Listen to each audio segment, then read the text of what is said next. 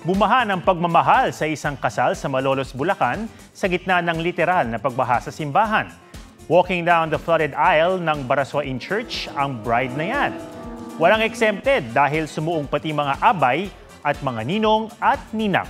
Kaya nagpapasalamat ang newlyweds na sina Jamaica at Jao sa mga bisitang nabasa. Tila blessing daw ang ulan sa kanilang pinakahihintay na araw at pinaghandaang kasal.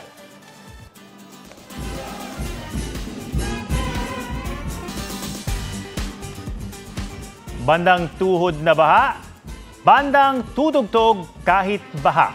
Yan ang Banda Magdalo sa Kawit, Cavite.